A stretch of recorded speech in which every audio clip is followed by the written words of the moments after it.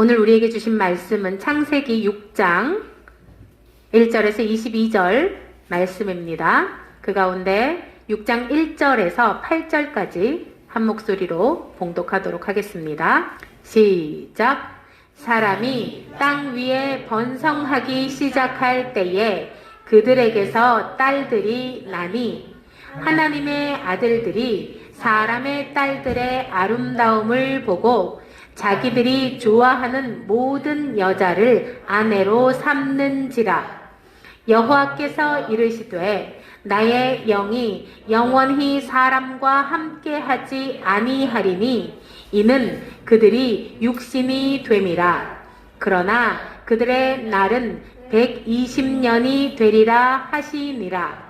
당시에 땅에는 네피림이 있었고 그 후에도 하나님의 아들들이 사람의 딸들에게로 들어와 자식을 낳았으니 그들은 용사라 고대에 명성이 있는 사람들이었더라. 여호와께서 사람의 죄악이 세상에 가득함과 그의 마음으로 생각하는 모든 계획이 항상 악할 뿐임을 보시고 땅 위에 사람 지으셨음을 한탄하사 마음에 근심하시고 이르시되 내가 창조한 사람을 내가 지면에서 쓸어버리되 사람으로부터 가축과 기는 것과 공중의 새까지 그리하리니 이는 내가 그것들을 지었음을 한탄함이니라 하시니라. 그러나 노아는 여호와께 은혜를 입었더라. 아멘. 오늘은 당신은 온유한 사람인가요?에 대한 말씀으로 박철수 목사님께서 말씀 전해주시겠습니다. 답답하시죠? 모든 일이 답답한데요. 그냥 내 상황이 답답하고 주변에 되어가는 그런 형편들이 답답하고 풀려나가지 않는 일들이 답답하고 왜 나만 이런가 이렇게 생각될 수밖에 없는 그런 환경들이 언제까지 지속이 돼야 될 것인가. 지난주에 우리가 말씀을 나눴습니다. 통로가 두 개가 있다. 하나는 축복의 통로고 하나는 저주의 통로다. 우리는 누군가의 후손이고 누군가의 선조다. 그래서 우리는 복의 통로가 될 수도 있고 축복의 통로가 될 수도 있다. 그런데 선조로부터 저주의 통로를 물려받았더라도 내가 그걸 비틀면은 축복의 통로를 후손들에게 물려줄 수가 있다. 복의 통로가 누구였나요? 셋으로부터 시작되는 셋, 에노스, 라멕으로 연결되는 그런 각이었고, 저주의 통로가 가인, 에녹, 라멕으로 연결되는 그런 각이었습니다. 특징이 뭐였나요? 가인으로부터 시작되는 건 에녹은 가인이 에녹 성을 쌓았죠. 그 성이란 게 뭔가요? 성이란 건 그냥 보통 사람들은 성을 짓지 않죠. 임금들이 성을 쌓습니다. 그건 뭔가요? 성이 있다는 건 일단은 구분되는 거죠. 하찮은 사람들과 너희와는 나는 달라. 구분하는 거죠. 그리고 나는 특별해. 성이 있음으로 해서 구분이 되는데 나중에는 어떻게 되나요? 그게 사람만 구분되는 게 아니고 하나님까지도 구분되는 거죠. 하나님은 필요 없어. 내 주먹이 최고야. 이게 이제 저주의 통로입니다. 그런데 축복의 통로는 어떻게 되나요? 셋, 에노스 이렇게 하는데 에노스의 이름이 부셔지기 쉬운, 죽기 쉬운, 연약한 이런 뜻을 가진 게 에노스라고 그럽니다. 그러니까 뭔가요? 연약한 존재다. 이걸 인지를 하고 있는 거죠. 가인의 후손들은 내가 최고야. 내가 강해. 이런 반면에 셋의 후예들은 나는 연약해. 나는 죄인이야. 그래서 에노스 때부터 비로소 여호와의 이름을 불렀더라. 예배를 드렸다. 성경에는 그렇게 기록하고 있습니다. 그래서 가인의 후예인가 아니면은 셋세 후예인가? 이건 극과 극의 차이가 있는 거죠. 가인의 후예는 그야말로 자아를 중시하는 사람, 그러니까 하나님의 형상이 아니고 사람이고요. 그리고 셋세 후예는 그럼에도 불구하고 마음속에 하나님이 중심인 거죠. 이런 사람이 본문에 들어오면 어떻게 되나요? 6장 1절을 보면은 사람들이 딸을 낳습니다. 사람의 딸들이 생겨나기 시작합니다. 그리고 하나님의 아들들이 사람의 딸들과 결혼을 합니다. 어떻게 결혼하나요? 자기들 눈에 보기에 좋은 대로 아름다운 여자들과 결혼을 하는데 거기에 앞에 뭐가 하나 붙어 있나요? 모든 여자들. 하나님께서는 일부 일처제를 허락하셨는데 지금 하나님의 아들들이 사람의 딸들하고 결혼하는 것도 문제가 되는데 게다가 마음에 드는 모든 여자들, 예쁘게 보이는 모든 여자들과 결혼합니다. 그러면 어떻게 될까요? 모든 여자들하고 결혼하면은 그냥 결혼이 되나요? 알력이 생기죠. 다툼이 일어납니다. 그죠? 그냥 순조롭게 이루어지지가 않습니다. 첫 번째 문제는 하나님의 아들들과 사람의 딸들이 통혼하는 것도 문제고요. 두 번째는 일부 다처제도 문제가 되는 거고요. 일부 다처제가 어디서부터 시작됐나요? 가인의 후에 라멕에서부터 일부 다처제가 시작됐죠. 그러면 여기서 하나님의 아들들과 사람의 딸들은 누구를 가르칠까요? 하나님의 아들들은 믿는 자다. 사람의 딸들은 믿지 않는 자다. 그래서 이거 가지고 논란이 많았어요. 사람의 딸들은 타락한 천사들과 결혼한 사람들의 후예다. 그리고 하나님의 아들들은 천사들과 결혼한 사람들의 후예다. 아니면은 왕족들과 결혼한 사람들의 후예다. 이렇게 이제 말들이 많았는데 전부 이제 그건 아니고요. 믿고 믿지 않는 게 하나님의 아들들, 사람의 딸들 이렇게 되는 거. 에노스 때부터 여호와의 이름을 불렀다, 예배를 드렸다. 에노스의 후예가 하나님의 아들들이고요. 그리고 가인의 후예가 사람의 딸들인 거죠. 통혼을 하기 시작했습니다. 그러면 세상이 어떻게 됐나요? 혼란스럽게 되죠. 그죠? 그리고 당시에는 네피림이 있었다. 네피림을 두고도 말들이 많죠. 이거 거인족이다 이러는데 이것도 타락한 천사의 후예다. 이렇게 이야기했는데 네피림이라는 건 거인이다. 당시에는 전쟁을 하고 이럴 때 힘을 위주로 했잖아요. 그러니까 지금으로 말하면은 뭐 장군이나 이런 것들, 이런 사람들 이게 아마 네피림으로 봐도 될 거다. 그렇다면 현재로 봐서는 어떤 건가요? 정치적으로, 경제적으로, 그리고 다 어떤 분야에서든지 선두에 정점에 있는 사람들이 네피림이죠. 그러니까 라멕의 아들, 딸들이 모든 분야에 시조했잖아요. 그 사람들이 네피림을 보는 거죠. 지금 모모 후보들이 지금 이강부도로 다투고 있잖아요. 이 사람들이 네피림인 거죠. 네피림은 어떤 존재인가요? 세상을 지배하는 자. 이게 네피림인 거죠. 그래서 결국은 세상에는 사람이 세 부류가 있었다. 하나는 하나님의 아들들과 딸들의, 즉 사람의 딸들이 통혼하여 생산된 일반적인 사람들. 그리고 사람들의 딸들의 정점에선 네피림. 그리고 촛불처럼 미약한 노아. 이렇게 세 부류의 사람이 있었다. 하나님이 세상에 죄가 만연함을 보셨습니다. 마태복음 보면은 크게 나오죠.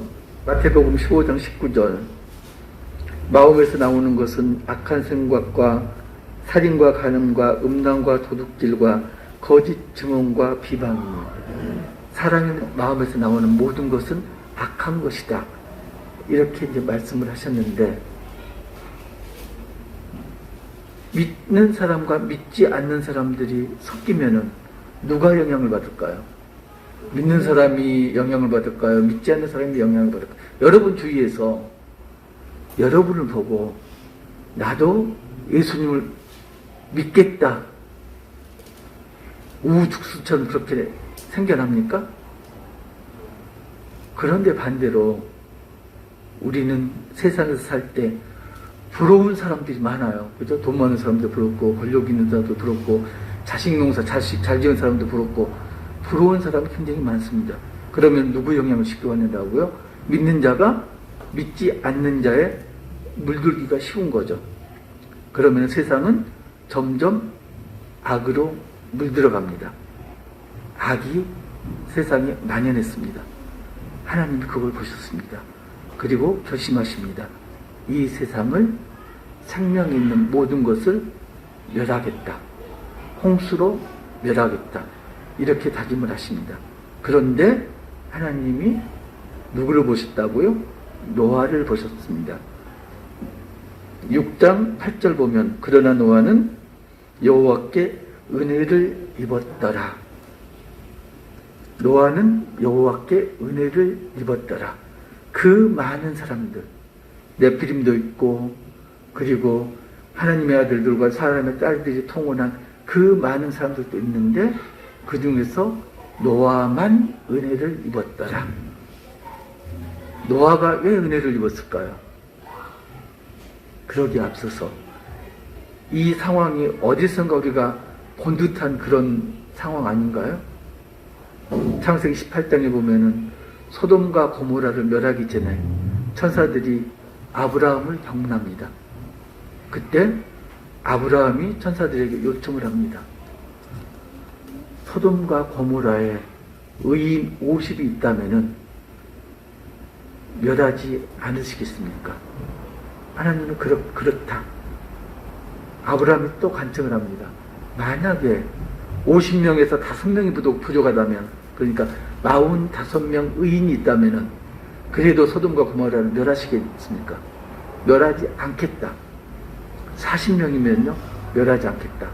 30명이면은 멸하지 않겠다. 20명이면은 멸하지 않겠다.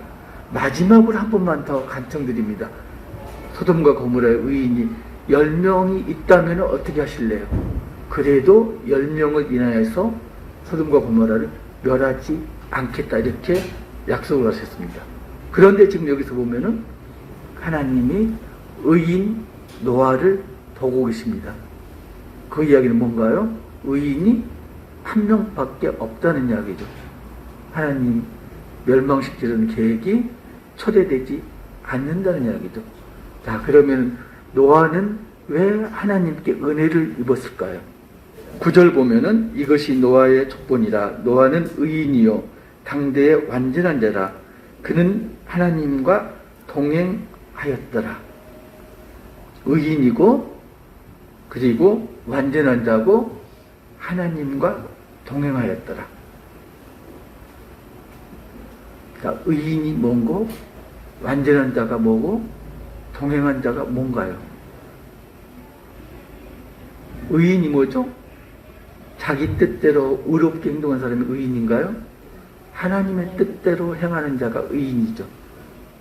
완전한 자도 마찬가지죠. 내 뜻대로 주장하는 게 아니고 하나님의 명령에 순종하고 충성하는 게 완전한 자죠. 하나님과 동행한다는 것 어떤 뜻이죠? 하나님과 동행한다. 그러면 의롭고 그리고 순종하고 그리고 노아를 보면은 마지막 하나님의 때까지 인내하는, 이게 하나님과 동행하는 자입니다. 이걸 우리는 뭐라고 그러나요? 온유하다고 표현하죠. 그러니까 온유하다는 건 하나님과 동행하는 자고, 하나님과 동행하는 자는 하나님이 기뻐하신 뜻대로 행동하고 순종하고 충성하고 그리고 하나님의 때까지 인내하는 자죠. 하나님께서 노아에게 은혜를 베푸신 것은 노아가 온유한 자였기 때문에 은혜를 베푸신 거죠. 하나님이 노아에게 말씀하십니다. 내가 지면에서 호흡이 있는 모든 생물을 홍수로 멸하겠다. 그러나 너와 네 가족들은 내가 구원하겠다. 너는 방주를 만들어라. 그 방주는 이러이러이러하게 만들어라. 세세하게 방주를 건조하는 방법을 말씀을 하십니다. 그리고 사람들에게 유예 기간을 주시죠. 홍수 때까지 얼마? 120년. 기회를 주시죠. 여기서 한 가지 놀라운 게 뭐냐면요. 우리가 사사기를 볼 때 사사기가 순환구조잖아요. 사람들이 잘못을 저지르고 하나님이 징계하시고 그러면은 회개를 하고 회개하시면 하나님이 용서를 하시죠. 이렇게 이제 뱅글뱅글 돌아가는 구조인데 지금 창세기 초반에 나타나는 거. 이때는 하나님 방법이 조금 달라요. 아담과 하와가 범죄를 했습니다. 그리고 에덴에서 쫓아나시기 전에 뭘 했나요? 가죽 옷을 쥐어 입히셨습니다. 그러니까 징계 이전에 이미 은혜를 베풀고 계세요. 조금 다르죠? 지금 노아 당시도 마찬가지입니다.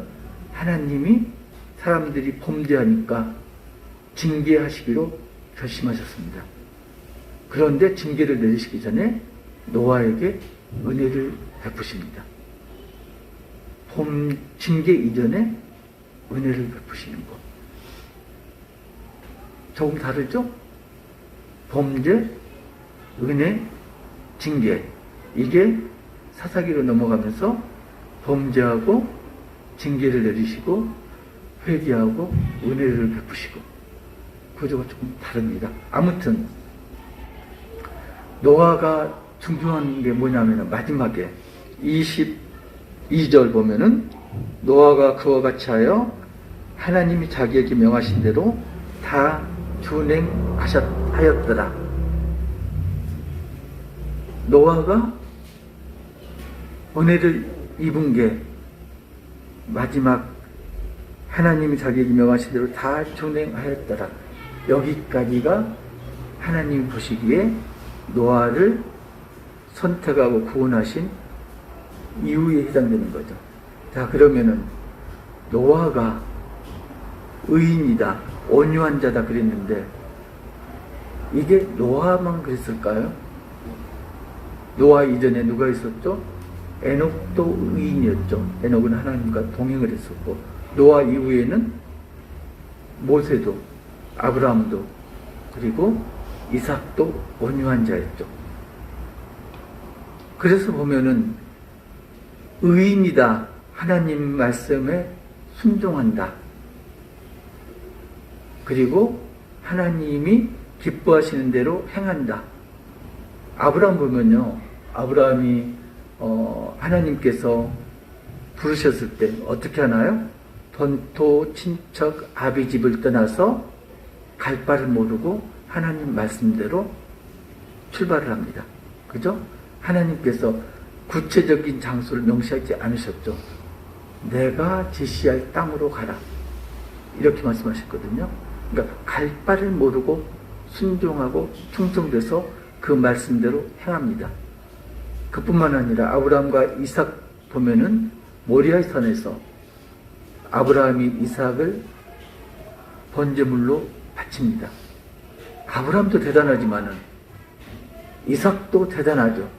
어린아이가 아니죠. 어린아이가 아니고 장성했는데 늙은 아버지가 밧줄로 묶고 바위에 제단에 올려놓고 칼로 죽이려고 하는데 그걸 견뎌낸 거죠. 순종한 거죠. 이삭도 지금 의인인 거죠.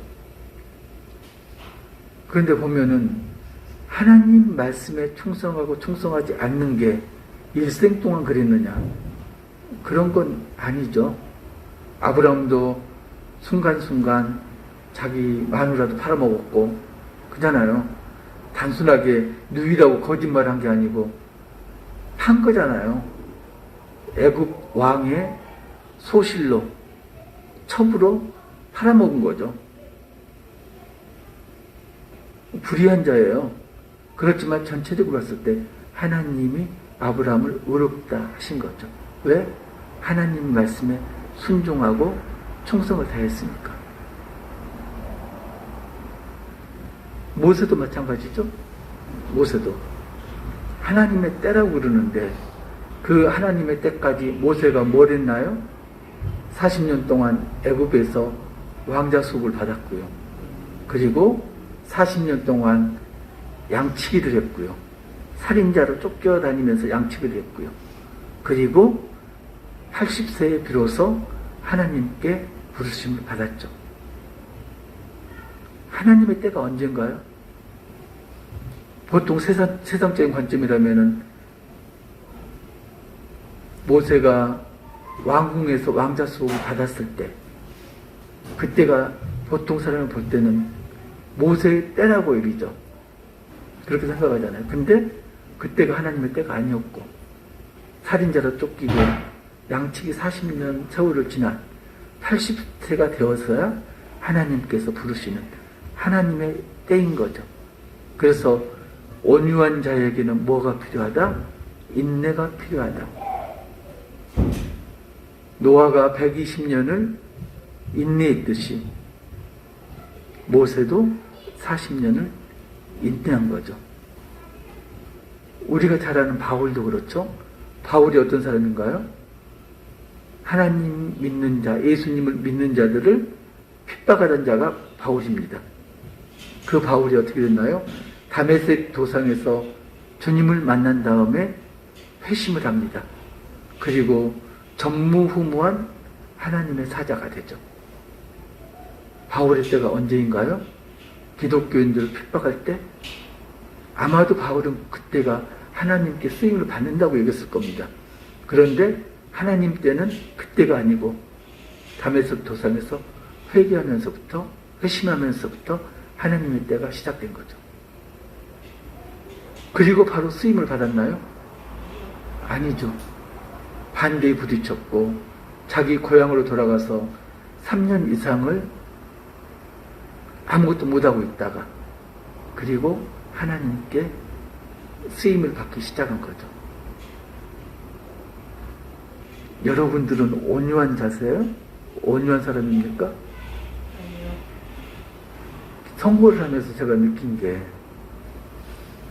지금까지는 정말로 우리가 말로는 기도를 했지만은 선거를 위해서 대통령 후보자들을 위해서 기도를 했지만은 제가 가만히 따져보니까 지금까지 선거에서는 정말로 하나님의 뜻이 무엇인가 묻지를 않았더라고요. 어떻게 선거를 했나 내가 되짚어봤더니 내가 올바르다고 생각하는 사람, 비교해서 그나마 낫다고 생각한 사람, 그 사람을 제가 지지를 했더라고요. 그러면 뭐죠? 하나님 뜻하고는 전혀 상관없이 내가 옳은 대로 사사시대 사람들이 각자 소견에 옳은 대로 행했듯이 나도 그렇게 하고 있었구나. 믿는 사람들이 그렇게 하고 있었구나. 하나님의 뜻이 무엇인지는 묻지 않고 나보기에 좋은 대로 그리고 내 집단이 이익되는 방향으로 합연과 지원과 협연을 통해서 그렇게 선거를 했었구나. 그걸 깨달았습니다. 그러면서 기도를 했습니다. 하나님,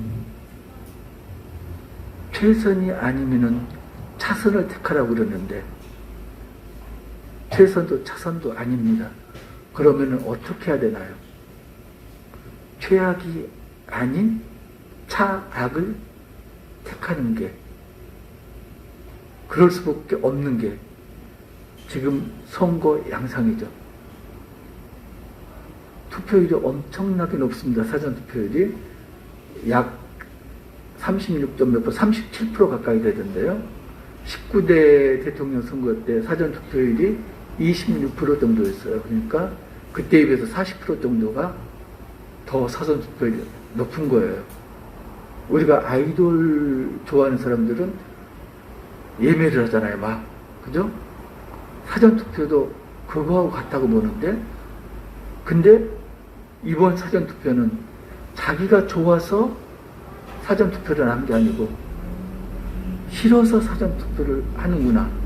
나만 봐도 그렇구나.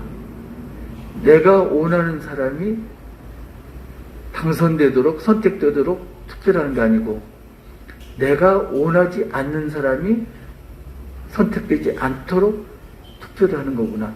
의사를 표명하는 거구나. 정말로 국민들의 마음이 지금 복잡해 있구나. 정말로 갈급해 있구나. 그런 걸 느꼈습니다.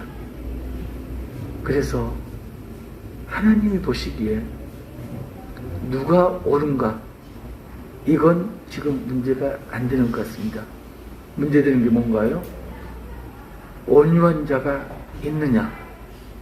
우리나라에 온유한 자가 10명이라도 있느냐? 이게 관건이지 누가 대통령이 되고 안 되고 이건 관건이 아니라는 믿음을 주셨습니다. 그러니까 대통령이 누가 되든지 이 나라는 누가 지키신다? 하나님이 지키신다. 그런데 이 나라, 하나님이 지키신 이 나라가 유지되려면 어떻게 해야 된다? 온유한 사람들이 많아야 된다. 몇 명? 온유한 자들이 10명 돼야 된다. 온유한 자가 한 명밖에 없었던 노아 시대는 멸망당했습니다. 그리고 온유한 자가 10명이 안 되는 소돔과 고모라도 멸망당했습니다. 이 세대에는 온유한 자가 몇 명이나 될까요? 우리 손잡고 가는 교회 모두가 온유한 자라고 하면은 몇 명이나요? 그래도 부족하죠? 온유한 자가 몇 명일까? 내가 온유한가? 한번 가슴에 손을 얹고 생각해 보시기 바랍니다. 온유하시나요? 아니요. 아니라고 대답하시면 조금 그런데 온유하십니까? 온유하셔야 되는데. 온유해지고 있습니다. 온유해짐이 있습니다. 오늘 본문 8절을 보면은 그러나 노아는 여호와께 은혜를 입었더라. 그리고 노아는 의인이요 완전한 자요 하나님과 동행하는 자였더라. 마태복음 1장 23절을 보면은 보라 처녀가 잉태하여 아들을 낳을 것이요 그의 이름은 임마누엘을 하리라 하셨으니 이를 번역한즉 하나님이 우리와 함께 계시다 합니다. 자, 온유하십니까? 임마누엘 하나님과 동행한다면은 온유한 자입니다. 온유한 자가 되려면 어떻게 해야 된다고요? 하나님이 기뻐하시는 일, 내가 좋은 일이 아니고 하나님이 기뻐하시는 일을 해야 되고요. 그리고 내 자아가 아니고 하나님의 뜻에 순종하고 충성되는 그런 행동을 해야 되고요. 그리고 내가 바라는 때가 아니라 하나님의 때까지 인내하는 그런 자가 온유한 자입니다. 기도 응답이 안 되신다고요? 하나님의 때가 아니겠죠. 기도하는 것마다 막히신다고요? 하나님이 허용하신 때가 아직은 아닌 거죠. 그럴 때 할 수 있는 방법이 뭔가요? 기도 노트를 작성하는 것. 기도 노트를 작성하고 1년 뒤에 보면은 내가 기도했던 게 나도 모르는 사이에 없어진 걸 발견할 수가 있습니다. 환자를 치료하다 보면은 하나도 낫지 않았다고 그래요. 그래서 그때는 어떻게 하냐, 초보 때는 내가 실력이 없구나 그렇게 정말 회개를 많이 했어요. 고쳐야 되는데 하나도 안 나왔다니. 그런데 나중에 보니까 그게 아니고 사람은 망각의 동물입니다. 금방 잊어먹어요. 아프잖아요. 그러면 자기가 아픈 것에만 지금 온 신경이 쏠려 있습니다. 그러다가 아픈 게 없어지잖아요. 아팠던 걸 잊어먹어요. 며칠이 가기 전에. 그러면은 아픈 걸 잊어먹었기 때문에 그 다음에 뭐가 나오나요? 아픈 정도가 10인 게 없어지면은 그 다음에는 아픈 정도가 9인 게 지금 10으로 올라가요. 10은 없었기 때문에. 그러면 이 사람은 계속 10이 아픈 거예요. 머리 아픈 게 10이었는데 머리 아픈 게 없어지면은 어깨 아픈 게 9였거든요. 이게 10인 거예요. 그러면은 아파요. 전에는 안 아팠는데 아픈 게 더 생긴 거예요.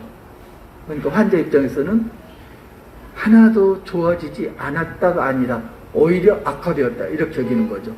없던 게 생겼으니까. 근데 사실은 없던 게 생긴 게 아니고 있던 게 표면으로 드러난 거죠. 그걸 몰랐을 때는요, 정말로 가슴을 쳤거든요. 내가 왜 이렇게 실력이 없냐.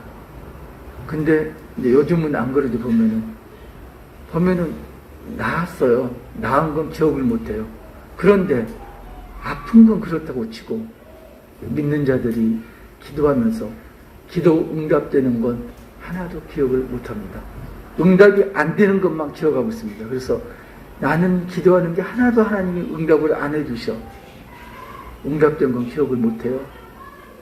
그걸 알려면은 기도 노트를 작성을 하시면은 얼마나 하나님께서 응답하셨는지 하나하나 목격을 할 수가 있습니다. 기도 응답이 안 되신다고요? 아직 하나님의 때가 아닌 거죠. 노아가 120년을 인내했듯이, 그리고 모세가 80년을 인내했듯이 인내의 시간이 필요한 거죠. 온유한 자의 마지막 덕목이 뭐라고요? 기다림, 인내입니다. 손잡고 가는 교회 우리 지체들 모두 온유한 사람이 되시기를, 하나님의 기뻐하시는 일을 하는 우리 지체가 되시기를, 그리고 하나님의 말씀에 토를 달지 말고 순종하고 충성하는 그런 자들이 되시기를, 더불어서 하나님께서 정하신, 하나님이 원하시는 때까지 인내하는, 참고 기다리는 복된 가족 되시기를 주님의 이름으로 축복합니다.